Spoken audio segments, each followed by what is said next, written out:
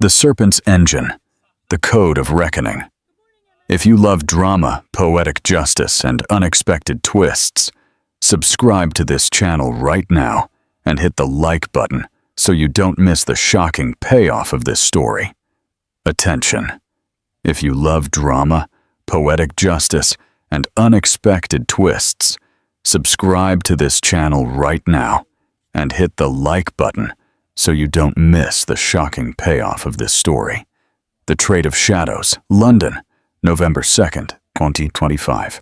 The inner workings of Sterling Solutions were a labyrinth of glass and steel, a monument to Marcus Vance's ego. But tonight, as champagne bubbled at the annual Tech Innovation Gala, his empire was about to crumble. Not from a technical failure, but from the silence of a woman he had underestimated. A woman who, like a time bomb, was ready to detonate. Marcus, at 42, the capital's visionary, didn't know it. He thought he was flying high. In reality, he was plummeting into the abyss. Marcus Vance smiled as the pen touched the paper. With one clean signature, his divorce was final. He felt a literal weight lift off his shoulders. He looked across the polished mahogany table at Eleanor, his wife of 10 years, now his ex-wife. She was a ghost, a gray mouse staring at her hands. He had won. He kept the company, the multi-million-dollar mansion, the future. She kept her, well, whatever it was she did. As he pushed back his chair, triumphant, he saw a black sedan pull up outside. Then, his smile froze as Eleanor stood up and the car door opened. A man stepped out. Not just any man. Ethan Cross, the billionaire. Marcus's smile didn't just fade. It shattered. The gala and the engine. Marcus Vance lived his life at a victorious altitude of 30,000 feet, and tonight he was at the peak. The occasion was the annual Metropolitan Tech Gala, a dazzling black-tie venture capital event. Marcus, in a custom Tom Ford tuxedo that cost more than most people's cars, was the undisputed center of gravity. His company, Sterling Solutions, was the toast of the city. He wasn't just a CEO. He was a visionary. The key is predictive agility, gentlemen, Marcus said, his voice a smooth, confident baritone. He swirled a glass of 18-year-old Macallan, the ice clinking like a small bell. His audience, 2 hedge fund managers and a rival CEO, hung on his every word. Anyone can read the present. We at Sterling Solutions sell the future. Across the ballroom, his new girlfriend, Tiffany, a 24-year-old influencer with $1 million smile and 2 million followers, waved a perfectly manicured hand. She was draped in a crimson dress that left nothing to the imagination and everything to the social media post. He'd join her later, after he finished being brilliant. "It's incredible, Marcus," said one of the fund managers, a man named Ben. "Your engine, Aegis, is black magic.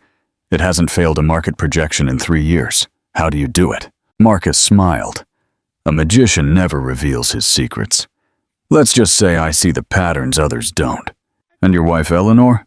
Ben asked, taking a sip. "She's not here tonight."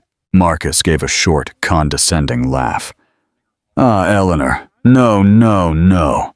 Galas aren't her thing. You know how it is. She's brilliant, of course, but domestic. I think she's happiest at home tinkering with her spreadsheets." The men laughed. They all knew the type, the academic wife who didn't understand the high-stakes world they inhabited. They clapped Marcus on the back for being stuck with the dull, unglamorous gray mouse. What none of them knew was that, at that very moment, the Titan's phone was vibrating. He'd been ignoring text messages for an hour. "Eleanor, Gentech data is wrong."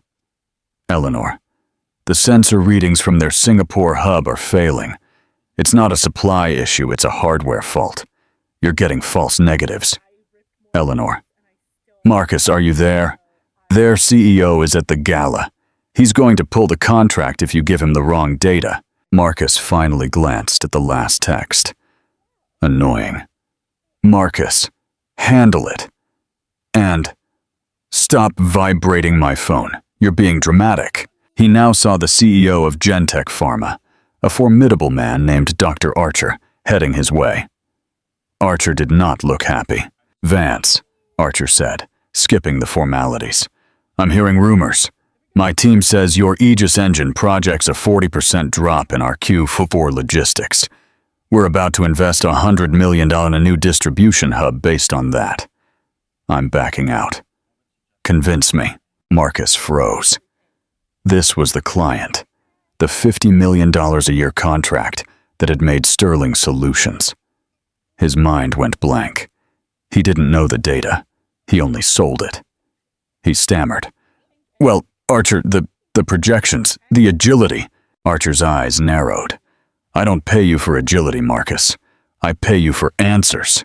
Marcus's hands, sticky with sweat, grabbed his phone under the table. He clumsily opened Eleanor's text chain. He squinted at her last message. Eleanor, tell him to check the diagnostic logs on server SG-compatible 78. The humidity sensor is fried. It's causing a cascading failure that looks like a supply drop. It's not a $100 million problem. It's a $1,000 part. Tell him. Marcus cleared his throat. He looked up. His confidence. The mask he had worn for so long, it had become his face, snapping back into place. Archer, he said, his voice suddenly sharp and precise. Your problem isn't your supply chain. It's your hardware. Specifically, the humidity sensor on your server in the Singapore hub, IDS GQ78, is fried. It's causing a data cascade that is falsifying your inventory. You don't need a new $100 million hub. You need a $1,000 part and a new IT tech. The blood drained from Dr. Archer's face. He snapped his fingers at a nearby aide. Patch me through to Singapore. Get me a diagnostic on the Myrmidial server now. Archer looked at Marcus, his suspicion replaced by a deep, almost fearful respect. How for God's sake could you know that? Marcus Vance leaned in, a wolfish smile playing on his lips. As I said, Archer, I see the patterns. He accepted the thunderous clap on the back. He took another sip of his Macallan and didn't look at his phone again. Interactive question. Do you think Marcus truly saw the patterns, or was something else at play? Leave your comment below. The silent strategist, later that night, at 2 a.m., he stumbled into their sprawling, minimalist mansion. The glass and steel monstrosity had been featured in Architectural Digest, a testament to his success. Tiffany had passed out in the cab, having drunk too much rosé champagne. He found Eleanor where he always found her, in her study. It was the only room he hadn't renovated. It was a mess of servers, whiteboards covered in what looked like scribbles, and half-empty tea mugs. She was asleep at her desk, her head resting on a keyboard, her glasses crooked. She looked small, exhausted. Elle, he said, nudging her shoulder. Elle, wake up. You can't sleep here. It's unprofessional. She started, pushing her hair back. Marcus, you're home. You talked to Dr. Archer. Was it okay? Okay, Marcus laughed, unbuttoning his tuxedo. It was perfect. You should have seen his face, Elle. You were right. The sensor thing. Brilliant. He thought I was a god. He tossed his jacket over a stack of her research papers. Oh, good, she said, her voice low with relief. I was so worried. Yes, well, you worry too much, he said, patting her on the head. It was the gesture one gives a loyal dog. You'll never believe the night I had. Ben's in. He's increasing his stake. Come on. I'm going to be bigger than ever. He looked around the room, a wave of disgust washing over him. We really need to clean this place up, Elle. It's a fire hazard. And Tiffany is coming for brunch tomorrow. I don't want her to see all this. Your little hobby is getting out of hand. Eleanor looked at him. Her eyes, which he had always considered dull, mouse brown, were still. There was no anger. There was no exhaustion. Only a deep, unsettling clarity. A hobby? She repeated. It wasn't a question. You know what I mean, he said, waving his hand dismissively. The code thing. It's great. It helps me. But it's messy. Anyway, I'm going to bed. Lock up. He walked out, whistling. He didn't see her move her hand to her desk drawer. He didn't see her pull out a small, encrypted hard drive. And he didn't see her turn back to the screen, where a single, secure chat window was open. The contact name was simple. EC. Her message was 2 words. He's home. The reply was instantaneous. The legal team is on standby. The jet is fueled.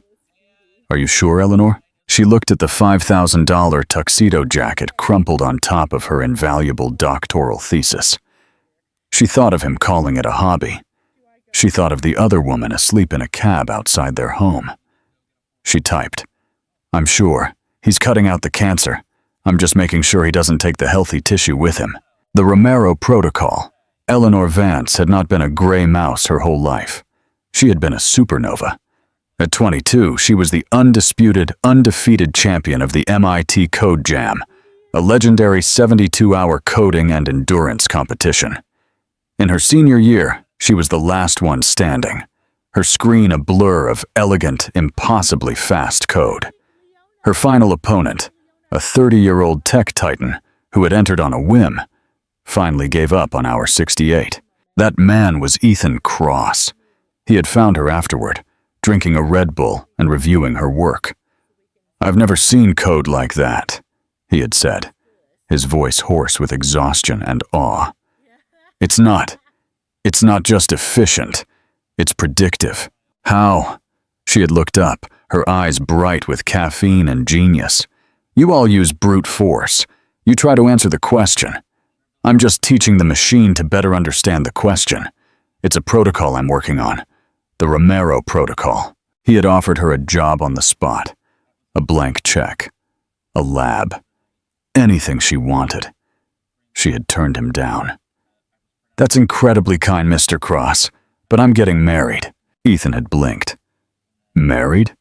To who? Another engineer? A physicist? No. She had blushed. He's in business, Marcus Vance. He's a visionary. He's going to build a company and I'm going to help him. Ethan Cross, a man who saw patterns in everything, had looked at this brilliant, naive young woman and given her a warning. Miss Romero, Eleanor, a rocket engine is designed to go to space. You can't put it in a Toyota Camry and expect it to do anything but rip the car apart. Don't let him ground you. As a wedding gift, he had sent her an odd, antique, high-security lock branded kryptonite. The note read, Never let someone less intelligent than you set the combination. She had kept it. She had, for 10 years, been Marcus's rocket engine, trying to power the Toyota Camry. And just as Ethan had predicted, it had torn her apart. Marcus hadn't stolen her work. Not at first. He had borrowed it. Elle, I just need a little of the Aegis magic for this pitch. Elle, can you run the numbers for this? Just your hobby code. Her hobby was, in fact, Romero Protocol 6 3.0, an adaptive, self-learning AI that could model markets, predict hardware failures, and analyze data with terrifying accuracy. The Aegis engine he sold to clients? It was a clunky, old-fashioned interface. He had paid a team of developers to build a dashboard that he could understand, overlaid on her work. He was the slick salesman. She was the entire factory. He had convinced her it was teamwork. He had convinced her she needed him. You'd hate it, Elle. It's all PR. It's a performance. You are the art. I am the stage. He had isolated her. He took her off the payroll 3 years ago. It's for tax purposes, honey. He had purred. "We're a family asset. It's simpler. You're an unpaid spousal partner. It protects you." She had believed him until 3 months ago. She was updating their shared family calendar on the kitchen iPad, and she saw the bookings. Maldives. 2 weeks. Overwater presidential bungalow. For Tiffany Saez. Her blood ran cold. It wasn't the affair that shocked her. It was the banality, the cliché. Then, she investigated. Eleanor, the architect of the most sophisticated predictive engine on Earth, turned her gaze inward. She used her own protocol to scan her life. She found the text messages, the ones he thought he'd deleted. Tiffany. "She's so boring. What do you even talk about?" Marcus. "We don't talk. She's my unambitious anchor. But I need her to keep the engine running. 1 more year. Then I'll cut the cord. I'll buy her an apartment, and we'll be free." An unambitious anchor. She had sat there in the dark, the white light of the iPad illuminating a decade of lies. The stage wasn't there to showcase the art. It was there to hide it. He wasn't protecting her. He was imprisoning her. He was a parasite. And he was about to cut the cord. She hadn't cried. She had acted. Her first call was to Ethan Cross. It was 4 a.m. He had picked up on the first ring. "Ethan?" she had said, her voice a whisper. "The Toyota is on fire, and the driver is trying to take me with it. Is that job offer still on the table?" There was a pause. "For you, Eleanor, always. My team will contact you at sunrise. Welcome to Agita Innovations." Her second call was to a lawyer Ethan's team recommended. "A shark named Ms. Vance has filed for divorce," Eleanor told her 2 weeks later. "He's offering me an insulting lump sum, my car, and my hobby materials." Ms. Vance had smiled. "Oh, that's perfect. We'll accept it." We aren't going to fight?" "Oh, heavens no, Ms. Romero. We're not going to fight. We're going to accept. With one small addition." The plan was simple. It was brutal. It was elegant. It was hers. For the last 3 months, while Marcus was at Gallus and planning his Maldives escape, Eleanor was migrating. She wasn't just backing up the Romero protocol. She was moving it, piece by piece, in tiny encrypted data packets, hidden inside Sterling Solutions' own outgoing data reports to clients. She pulled her entire life's work off Marcus's servers. The code left on his system was a shell, a demo version, as Ethan had called it. It was the clunky, ancient V3.0. The real work, the V6.0, the one she had been secretly building for 2 years, was being reassembled on a private, isolated server farm in a secure data bunker in Zurich. An Agita Innovations property. The kryptonite lock Ethan had given her was on the main server rack in her study. It wasn't a metaphor. It was a physical key. It was the manual override. When she walked out of that house, she would turn that key. And the Aegis engine, the black magic Marcus sold, would be nothing but an empty box. He thought he was cutting her out. He had no idea. She was the one holding the scalpel. Intermediate CTA. If you are loving how this is unfolding, don't forget to like and share with your friends. Help this epic story reach more people. The final signature. The conference room at DeWitt, Gable & Klein was a monument to old-world power. The mahogany table was a single 30-foot slab of wood polished to a mirror finish. The air smelled of floor wax and 100-year-old money. Marcus was in his element. He sat at the head of the table, flanked by his lawyer, Robert. Robert was a bulldog, a man who billed 1 thing an hour to destroy families and enjoyed his job. Across the way, lost in the shadows, sat Eleanor and her lawyer, Ms. Vance. Ms. Vance was a scalpel. She was small, wore a plain, unassuming suit, and hadn't said a word in 20 minutes.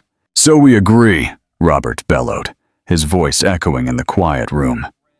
My client, Mr. Vance, in his magnanimity, retains 100% of the Sterling Solutions corporate entity, the multi-million-dollar marital home in Greenwich, and the entire stock portfolio. Ms. Vance, soon to be Ms. Romero, will receive a one-time payment of $500,000, the 2018 Volvo she currently drives, and Robert squinted at the paper.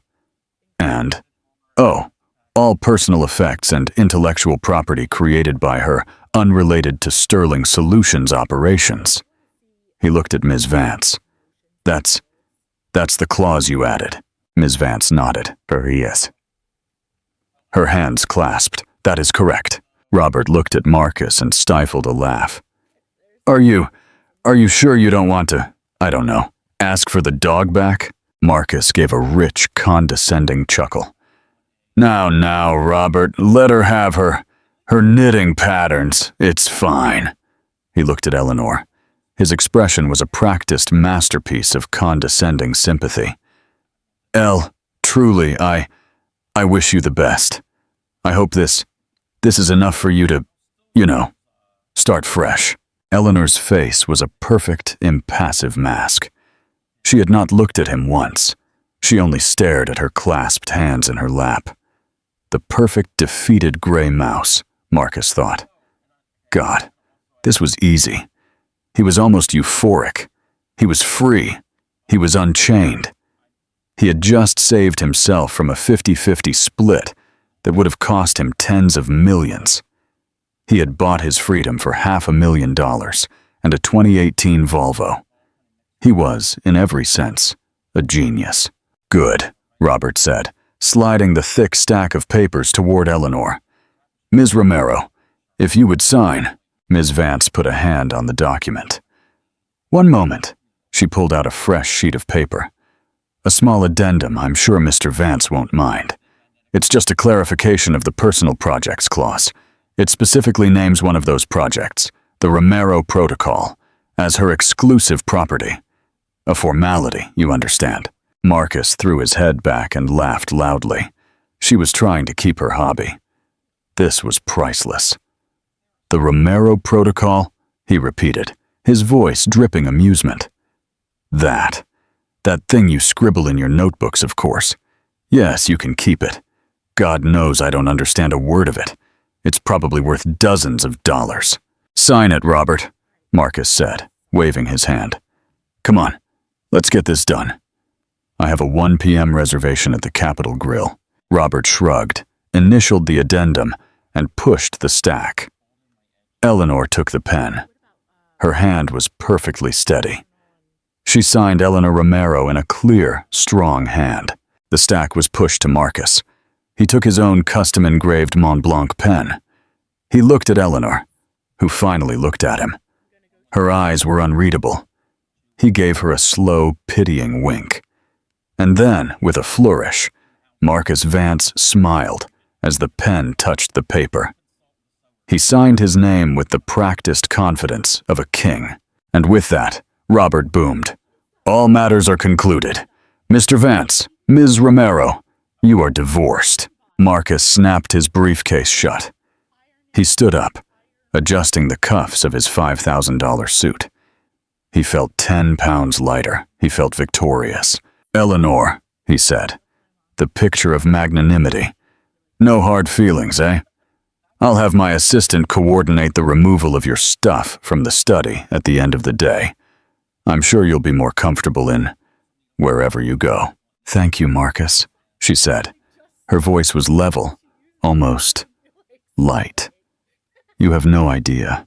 He swept out of the conference room, Robert at his side, the bulldog already on his phone, no doubt racking up his next bill. Marcus was composing a text message. To Tiffany. Subject. Done. Anchor cut. Prep the champagne. The good stuff. He was so busy basking in the glow of his own brilliance, he didn't notice Eleanor and Ms. Vance had not followed him to the elevator. In fact, they had stayed behind for one last piece of business. As the elevator doors closed on Marcus, Ms. Vance handed Eleanor a small, encrypted tablet. "You're free," Ms. Vance said. Eleanor's fingers flew across the screen. She was typing a command. Command: execute sanctuary.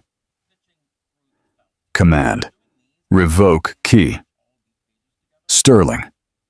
Solutions. Command: wipe local shell. 3. A single line of green text appeared.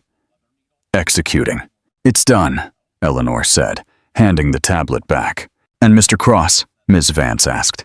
"He's downstairs," Eleanor said, adjusting her simple gray coat. "He said he wanted to be here for the final breach of contract." The execution. Marcus Vance felt like he could fly. He shot out of the elevator into the bright marble lobby of DeWitt, Gable & Klein, his lawyer Robert at his side. "That," Robert said, giving a low whistle, "was the cleanest extraction I've ever seen, Marcus. A masterpiece. You're a legend." "It's all about predictive agility, Robert," Marcus said, tapping the side of his nose. He had never felt so powerful. He was a conqueror. "You see the patterns? I'll tell you the pattern I saw." Robert laughed. "I saw a woman who didn't know what she had, and a man who knew exactly what she was worth. She didn't even fight for the company. She let you keep everything. Why would she fight?" Marcus said, his voice magnanimous. "She knows her place. She knows I built Sterling Solutions. She was the bookkeeper. A good girl, but, not in my league. Not anymore." He pulled out his phone, the black iPhone 16 Pro he had expensed to the company. He hit send on the text message to Tiffany. Her reply was a string of champagne and diamond ring emojis. His new life. His new queen. He was so euphoric over his own victory that he decided to share the wealth. He dialed his COO. "Paul! Paul!" he boomed, sweeping through the revolving doors onto the street. The November air was cool, but Marcus was a furnace of triumph. Yeah, boss." Paul's voice was metallic, nervous. He was a solid numbers guy, if uninspired. A perfect lieutenant. "Paul, my friend, great news. The distraction is officially resolved. The anchor is cut. We are clear for liftoff." "Oh," Paul said. "That's great, boss. Congrats." "It is great," Marcus said. "And to celebrate, I'm taking the real team out for steak. Clear my afternoon. Call the Capitol Grill. Get the private room. And tell the development team the first bottle of Dom Perignon is on me. We are celebrating the future. The uninterrupted future of Sterling Solutions." "Got it, boss. Steaks and champagne. You're the man, Marcus." "Damn right I am," Marcus said, hanging up. He stood on the sidewalk, Robert beside him. Both men smiling, owners of their universe. He was a king standing outside his castle, having just painlessly exiled his quiet, mousy, annoying queen. He looked down the street. "Where's the car I ordered?" he grumbled. "Right here, boss," Robert said, pointing, and Marcus looked up. It wasn't the black Lincoln Town car he had ordered. It was impossible. Standing silently at the curb, its presence making every other vehicle on the street look like a child's toy. It was a Maybach S600. Not just a car. It was a statement. It was a $400,000 block of polished obsidian. A silent, mobile fortress of obscene wealth. "Well, damn, Robert," Marcus breathed, impressed despite himself. "You really went all out on the congratulations card, didn't you? This is—" "That's not my car, Marcus," Robert said, his own voice suddenly small. "My Prius is in the garage." Marcus's smile faltered. He stared at the car. The windows were liquid black tint. It hummed. It wasn't idling. It was an alien presence. Then who? The revolving doors behind them hissed. Eleanor and Ms. Vance stepped out onto the sidewalk. Marcus barely noticed them. He was still staring at the car. This was the kind of car he should have. He was the visionary. The chauffeur's door opened. A man stepped out. He wasn't a chauffeur. He was dressed like one, in a sharper suit than Marcus's, but he moved with the precise, economical grace of a high-level security professional. He walked to the rear passenger door and opened it, standing at attention, and a man stepped out. Time stopped. The noise of the city, the traffic, Robert's breathing. It all faded. Marcus Vance's heart, which had been soaring, stopped in his chest. His blood turned to ice water. He knew that face. The world knew that face. It was the face staring from the cover of Forbes, Time, and Wired. The face of the man whose company, Ejida Innovations, was worth more than the GDP of most small countries. It was Ethan Cross. Marcus's mind, a high-speed processor a second ago, was now a blue screen of death. Cross here. Now. A wild, narcissistic, insane hope flickered. He's here for me. He heard about the divorce. He's making a play. He's here to buy sterling solutions. Marcus puffed out his chest. He straightened his Tom Ford tie. He took a step forward.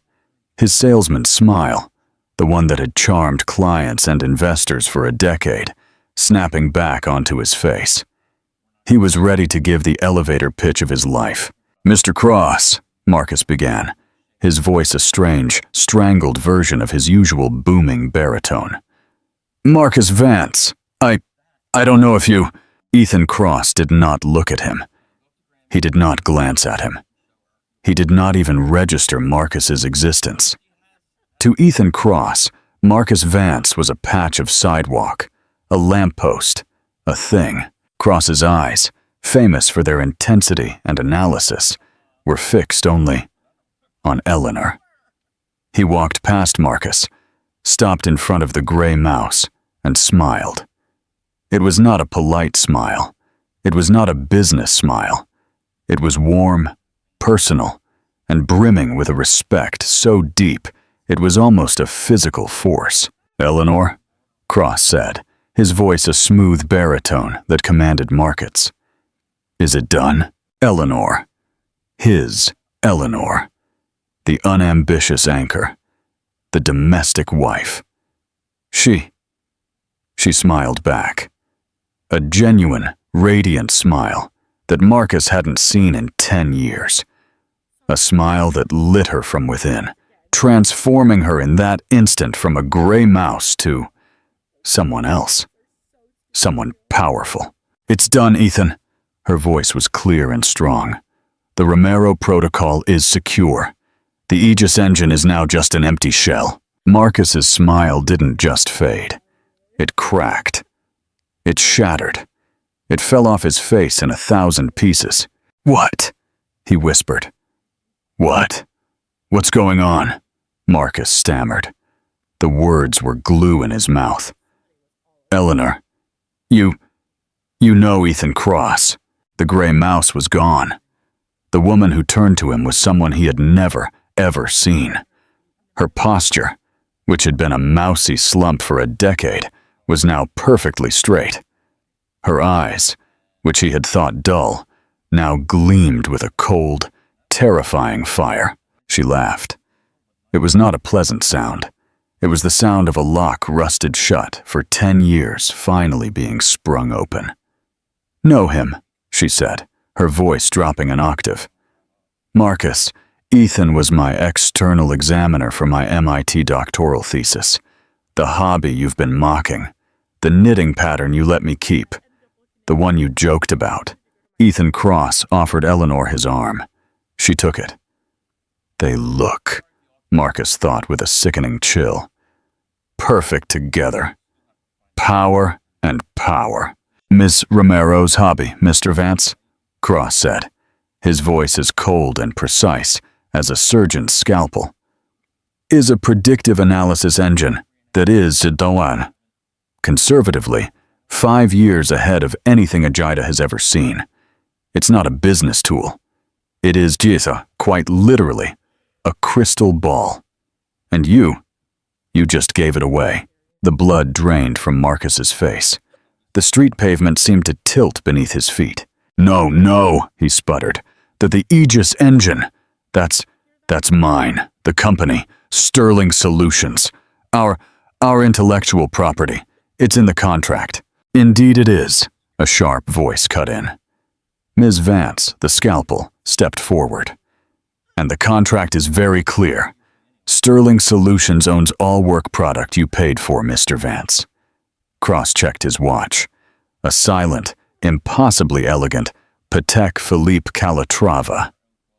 "Eleanor has not been a salaried employee of Sterling Solutions for 3 years and 4 months. Check your own books.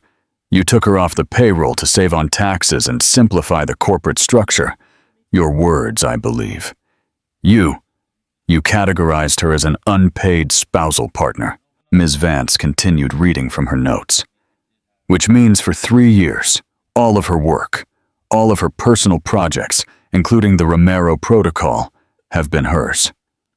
And," Eleanor added, her voice chillingly quiet, "that little clause I asked for, the one you laughed at, the Romero Protocol, was never on a Sterling Solutions server, Marcus. Not the real one. The Aegis engine you've been selling was a 20 demo. A toy. The real engine, the V6.0, was on my own private network in my study, the one you called a fire hazard. The pieces were not fitting. They were colliding with the force of a nuclear detonation. Every single triumph. The Maldives. You planned this," Marcus whispered, his voice breaking.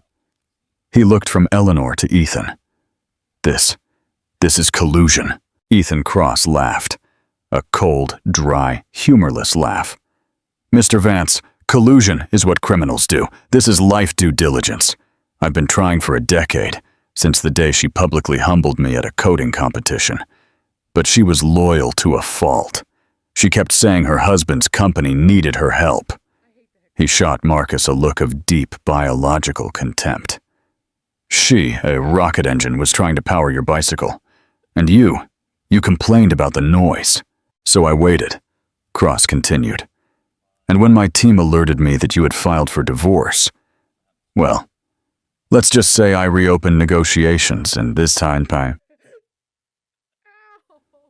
the offer was substantial." "Ejita is giving me," Eleanor said, her voice clear in the sudden silence, "a $2 billion holding company to run. Romero Dynamics. We're moving the real V6.0 to the Zurich bunker tonight." $2 billion, Marcus choked. "Oh, and Marcus," Eleanor said, turning. This part was for him, and him alone. "You were right. I'm an anchor, an unambitious anchor. I found the text messages, Marcus. I found the Maldives booking. I found everything." She let that hang in the air. "You were going to cut the cord," her voice a poisonous dart. "You were going to buy me an apartment. You were going to cut out the cancer. I just got ahead of the scalpel." "It's a lie," Marcus shrieked, looking at Robert. "Robert, do something. Sue them." Robert, the bulldog, looked pale. He was looking at Ethan Cross, at Ms. Vance, and at the Maybach. He was a man who knew instinctively when he was outgunned. "Marcus," Robert whispered, "you told me she was a non-contributing spouse. You joked about the Romero Protocol. You signed the addendum. It's her property. It's all hers." "We'll be late, Eleanor," Cross said, ignoring the meltdown. He gestured to the Maybach. "Arthur will take you to Teterboro. The manager is waiting. I have one last piece of business to attend to here." Marcus's dwindling hope flickered. "He's staying. He's talking to me." Eleanor got into the car. The door closed with a silent, heavy, final thunk. It was the sound of a vault slamming shut. The Maybach pulled away, its engine a whisper. She was gone. Marcus was left on the sidewalk. His $5,000 suit suddenly felt like a cheap polyester rag. He was alone. With Ethan Cross. Cross turned. The warmth he had shown Eleanor was gone. His eyes were Arctic ice. "Mr. Vance, Mr. Cross, sir," Marcus pleaded, his voice cracking. "Listen, this is a misunderstanding. Eleanor, she's emotional. We can make a deal." "We had a deal," Cross said. "You were my unwitting test subject, and you just breached your clause." Cross pulled a phone from his pocket. He didn't dial. He simply spoke to the man who materialized at his side, his head of security. "Alex, report to our legal teams. Gentech Pharma, Call Systems Logistics, Netcore Financial." Marcus's stomach dissolved. His 3 biggest clients. "All 3 are Agita Innovations portfolio companies," Cross said to Marcus conversationally. "All 3 signed with Sterling Solutions, based solely on the guaranteed performance of the Romero Aegis protocol. An engine which, as of 90 seconds ago, you no longer own, and are, in fact, legally prohibited from accessing per the addendum you signed." "No, wait, please," Marcus was choking. "Alex," Cross continued, "activate the breach of default termination clauses, all 3 contracts, effective immediately, and begin litigation. I want damages. I want everything.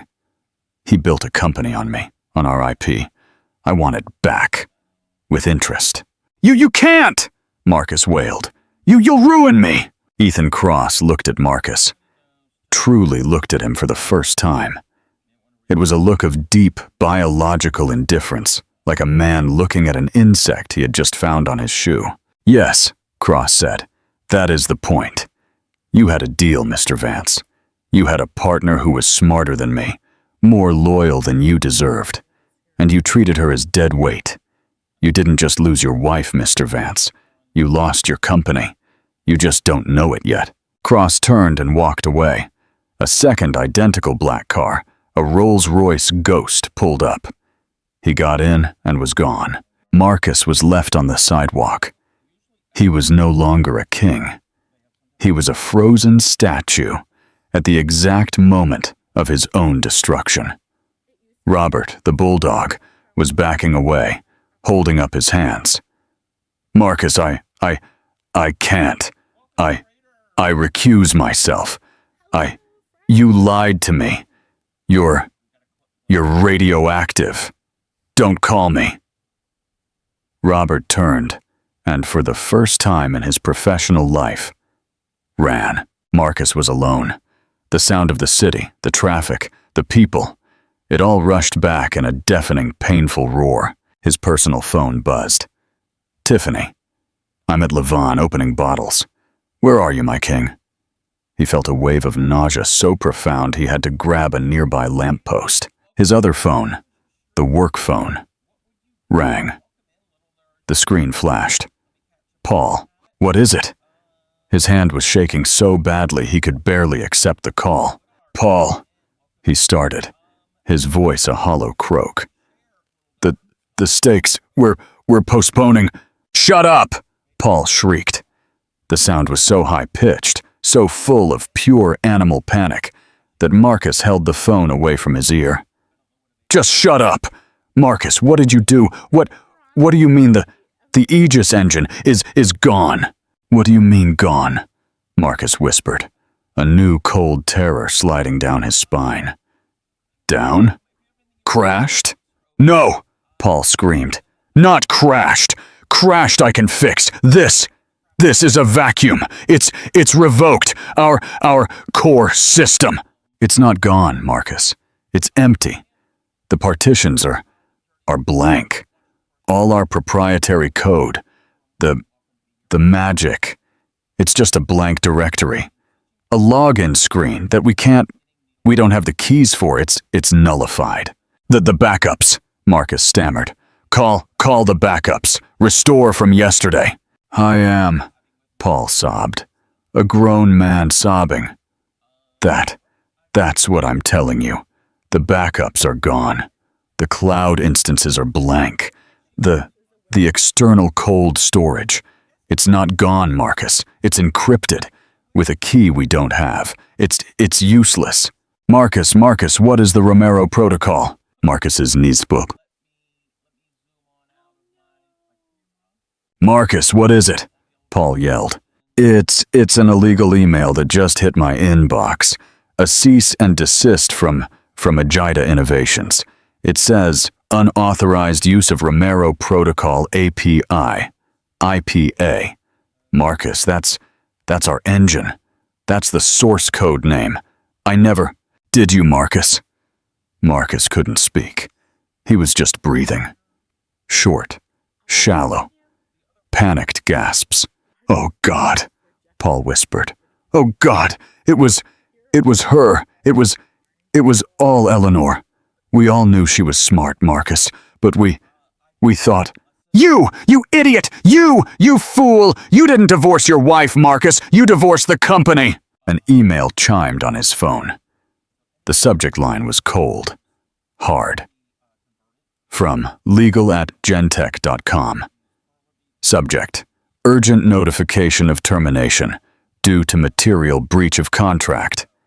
Ping? From legal@callsystems.com. Subject: contract termination. Effective immediately. Ping. From legal@netcourt.com. Subject: legal action. Initiated. Damages for breach and fraud. It was an avalanche. It was a digital execution.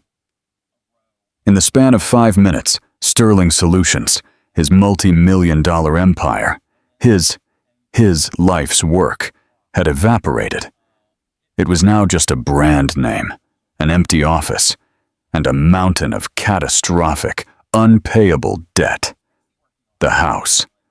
The Architectural Digest glass and steel mansion. The one he had put up as collateral for the last round of expansion. The one that was leveraged to the maximum.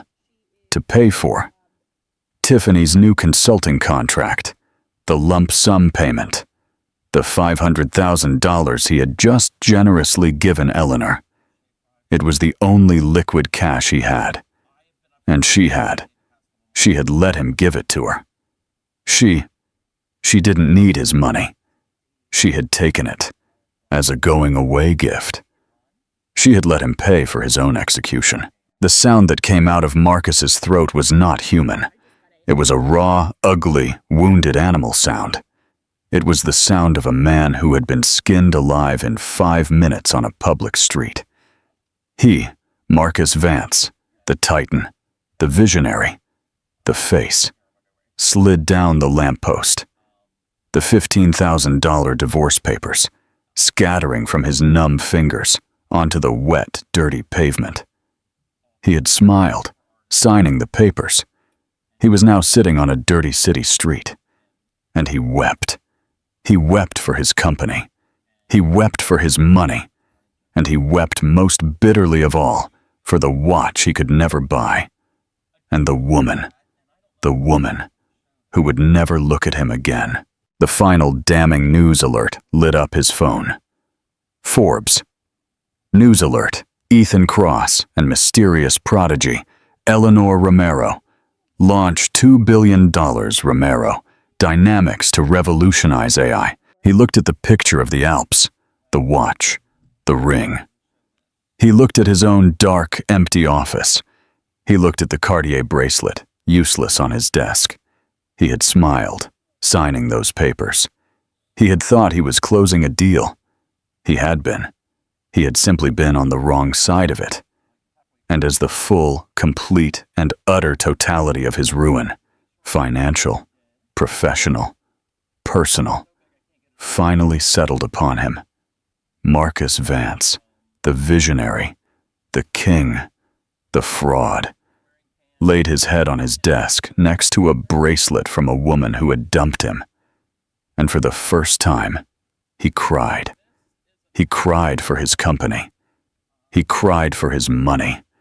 And he cried most bitterly of all for the watch he could never buy. And the woman who would never look at him again. Conclusion and final call to action. And that, as they say, is the end of Marcus's story, but the beginning of Eleanor's. We watch these stories and wait for the turn. That moment of karmic justice. Marcus thought he was the main character, but he was only the before picture in Eleanor's before and after. It's a powerful reminder. Never, ever underestimate the quiet ones. They aren't just listening. They are taking notes. What did you think of Marcus's downfall? Was it justified? Or was Eleanor as cold as he was? Let us know in the comments below. If you loved this story and want to hear more tales of drama, justice, and shocking twists, do me a favor. Hit that like button. Click subscribe and tap that notification bell so you never miss an upload. And if you know someone who needs to hear this story, share it with them. Thanks for listening. I'll see you in the next one. Comment your opinion and join the conversation.